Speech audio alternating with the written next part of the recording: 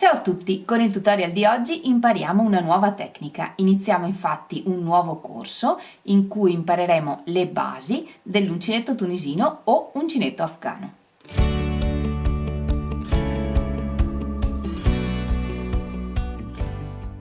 Inizieremo dalle basi e quindi questo corso va bene sia per chi lavora già ad uncinetto e anche per chi è assolutamente principiante.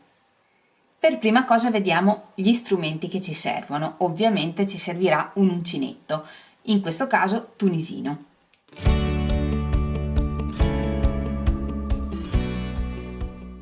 L'uncinetto tunisino è fatto come l'uncinetto, nel senso che ha l'uncino, ma è molto più lungo. E ci sono uncinetti di varie forme. Ci sono questi che sono normalmente lunghi circa 30-35 cm e hanno una chiusura in fondo come i ferri da maglia.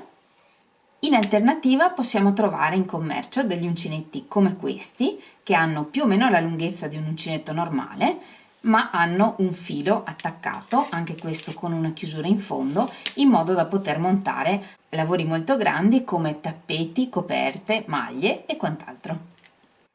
Questi uncinetti con il cavo attaccato dietro sono uncinetti in legno, in particolare sono in bambù. Io mi trovo molto bene, li ho comprati in un unico set in cui c'erano tutti questi uncinetti e li ho pagati veramente poco. Il filato scorre bene.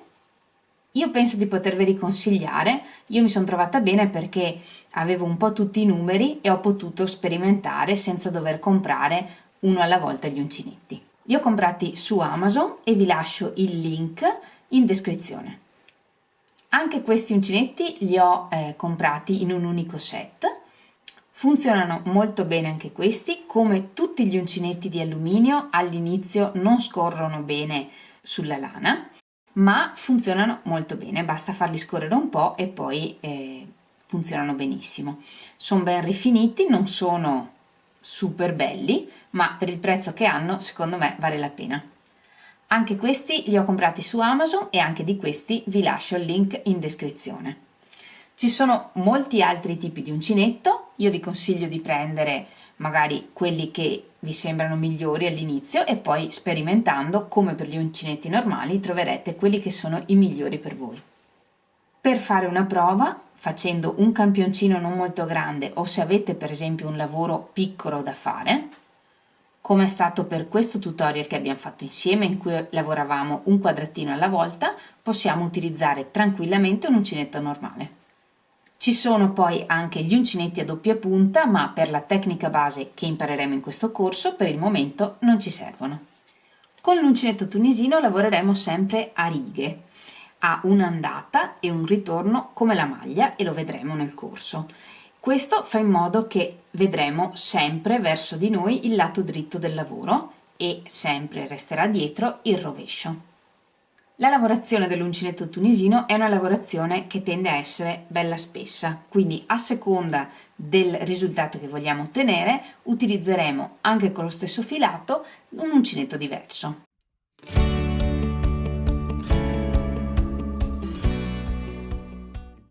Se vogliamo ottenere un risultato compatto, come può essere per una coperta o per un tappeto, io vi consiglio di utilizzare un uncinetto più o meno della misura raccomandata dal filato.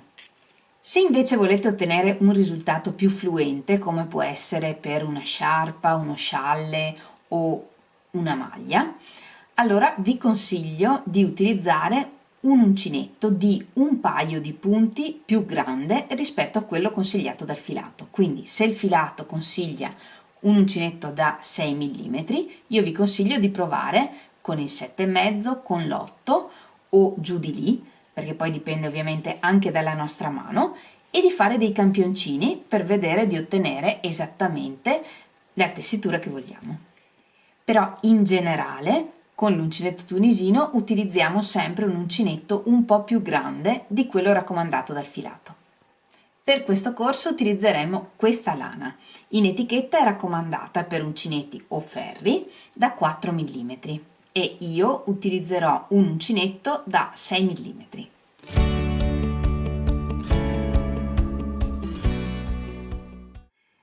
Come per la lavorazione ad uncinetto, vediamo come impugnare l'uncinetto tunisino. Se con l'uncinetto potevamo tenerlo come una penna o per esempio come uno spazzolino, per quanto riguarda l'uncinetto tunisino vi consiglio di tenerlo esclusivamente in questo modo, perché siccome sull'uncinetto si creerà tutta la lavorazione, tenerlo in questo modo diventa molto più difficile. Oltretutto l'uncinetto è molto lungo e diventa fastidioso utilizzarlo così.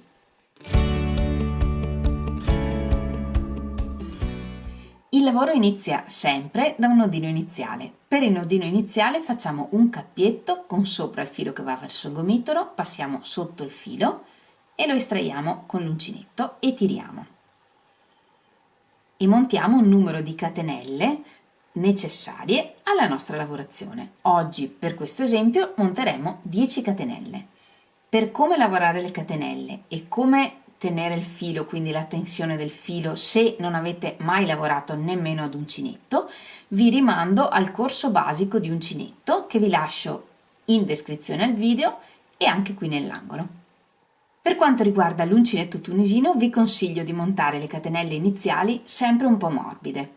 Un'altra caratteristica che differisce dall'uncinetto normale è che il numero di catenelle che montiamo, quindi in questo caso per esempio 10, è proprio il numero di punti che otterremo nella nostra riga. Vediamo ora come lavorare la prima riga di andata. Partiamo dalla seconda catenella dell'uncinetto e lavoreremo nel filetto dietro, quindi girando le catenelle vediamo che c'è questo filetto, questa gobbetta dietro e qui è dove dobbiamo entrare. Entriamo con l'uncinetto e portiamo fuori il filo e lo lasciamo sull'uncinetto e passiamo al prossimo punto. Entriamo nella gobbetta e portiamo fuori il filo e lo lasciamo nell'uncinetto e ripetiamo questo passaggio per tutte le catenelle.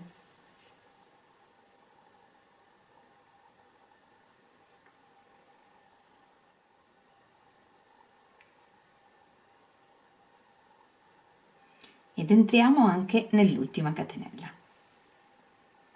Ok, questa è la prima riga di andata fatta. Se contiamo le asole sull'uncinetto avremo i 10 punti. 1, 2, 3, 4, 5, 6, 7, 8, 9, 10. Ed ora vediamo come lavorare la riga di ritorno. Quindi filo sull'uncinetto e per il primo punto passiamo tramite un'asola, così. Mentre per tutti gli altri punti filo sull'uncinetto e passiamo tramite 2 asole, in questo modo. Filo sull'uncinetto e passiamo tramite 2. Filo sull'uncinetto, tramite 2, filo sull'uncinetto, tramite 2 e così via fino a terminare tutti i punti.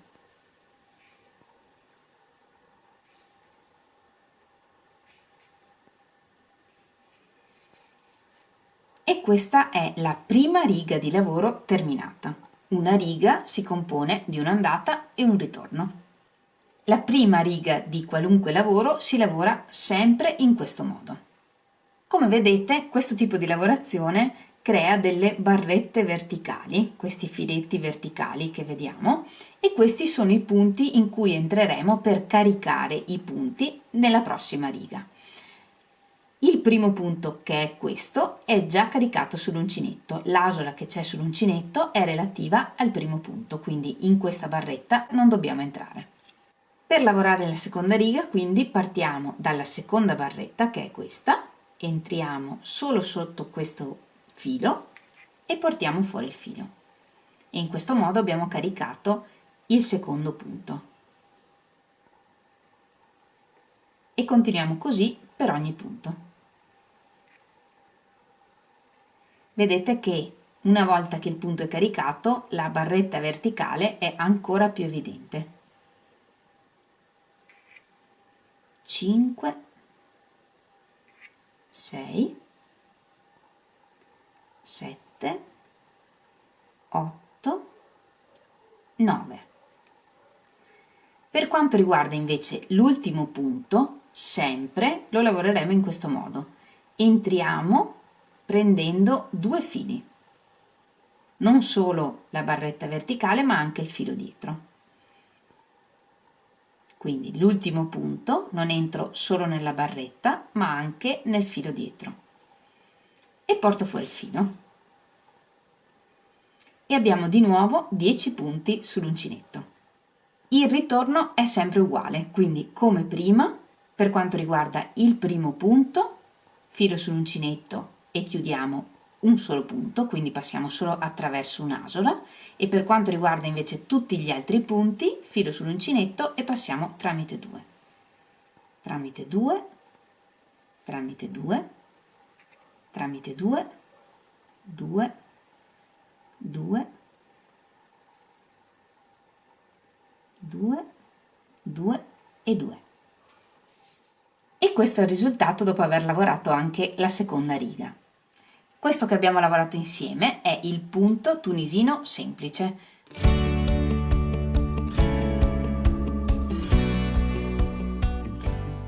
Come abbreviazione potreste trovare PTS, anche se per quanto riguarda l'uncinetto tunisino le abbreviazioni non sono del tutto standardizzate.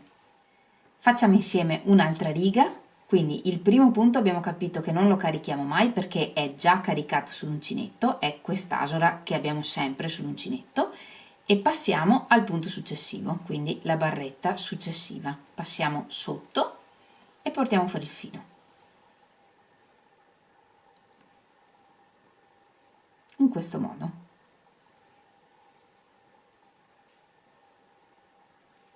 Come per l'uncinetto, la lavorazione non deve essere troppo morbida, ma neanche troppo tesa.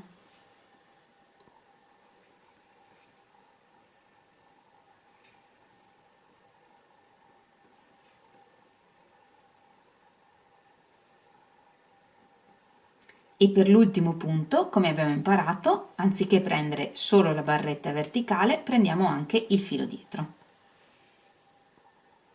E portiamo fuori il filo. E siamo tornati ad avere 10 asole sull'uncinetto. E come abbiamo imparato, chiudiamo. Per il primo punto passiamo solo tramite un'asola e per tutti gli altri invece tramite 2.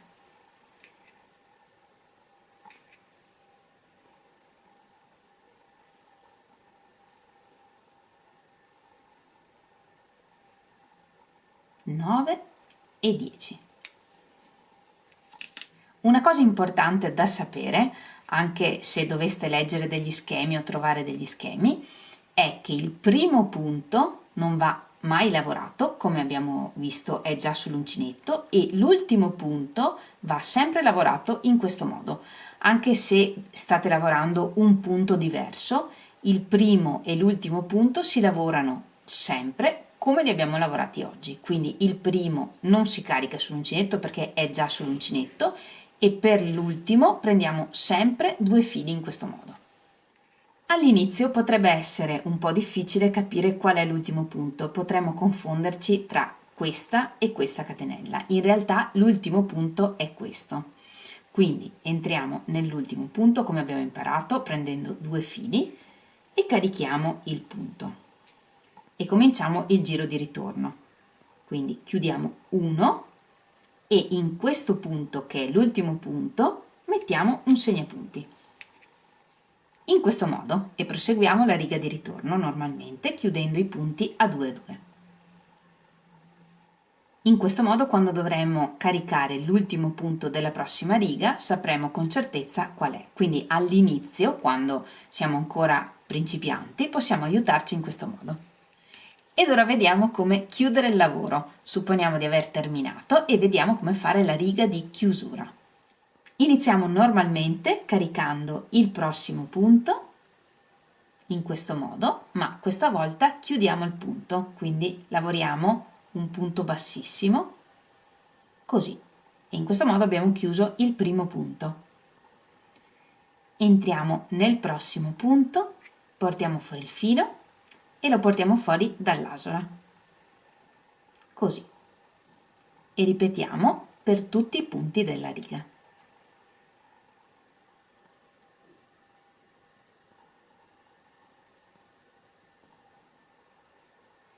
Entriamo nella barretta verticale, portiamo fuori il filo e fuori anche dall'asola dell'uncinetto. Anche in questo caso teniamo il filo un po' morbido. E anche per la chiusura del lavoro entriamo nell'ultimo punto come abbiamo imparato prendendo 2 fili. Così. Ora possiamo fare una catenella di sicurezza e eventualmente tagliare il filo.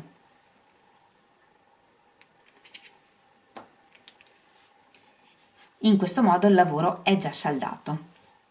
Lavorando l'ultimo punto come abbiamo imparato, vedete che si crea una bella catenella anche da questa parte, quindi sotto abbiamo le catenelle iniziali, dalla parte dell'inizio del lavoro abbiamo la catenella del primo punto, sopra la catenella di chiusura e da questa parte la catenella dell'ultimo punto. Come avete visto, lavorando con l'uncinetto tunisino teniamo sempre il dritto del lavoro verso di noi e il retro resta sempre dietro. Il dietro somiglia vagamente a un rovescio a maglia. In ogni caso, questo tipo di lavorazione rende il tessuto bello spesso e a seconda di quanto grande è l'uncinetto rispetto al filato, come dicevamo prima, possiamo ottenere un risultato più morbido o più compatto. Come dicevamo, qualunque sia il tipo di punto che lavoriamo, il primo e l'ultimo punto lo lavoriamo sempre come abbiamo imparato e vedete che anche in questo caso nell'ultimo punto si è creata la catenella e il lavoro è ben rifinito già così. Ovviamente un lavoro ad uncinetto tunisino può essere poi abbellito con un contorno di uncinetto normale.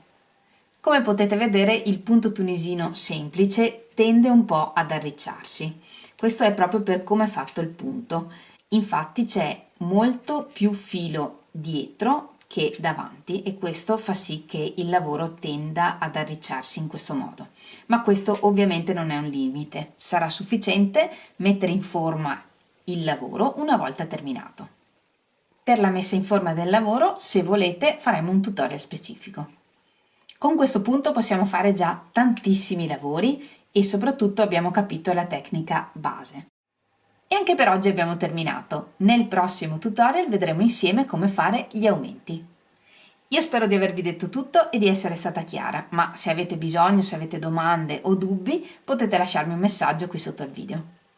Divertitevi imparando questa nuova tecnica, noi ci vediamo nel prossimo tutorial e nel frattempo vi mando un grande abbraccio e un bacio. Ciao!